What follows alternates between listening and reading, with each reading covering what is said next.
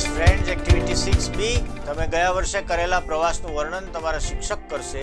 તે પછી જૂથમાં કામ કરો અને આપેલા નકશા જેવા અન્ય મોટા નકશાની મદદથી તમારા પ્રવાસનું આયોજન પણ કોષ્ટકમાં નોંધવાનું છે. હવે અહીંયા જોઈ શકો છો કે એક મેપ આપેલો છે ગુજરાતનો, અને એમાં તમારા શિક્ષક જે છે એ પ્રવાસનું વર્ણન કરવાનું છે. અને જૂથમાં તમારે નકશાની મદદથી શું કરવાનું છે? તમારા પ્રવાસના આયોજનને કોષ્ટકમાં લખવાનું છે.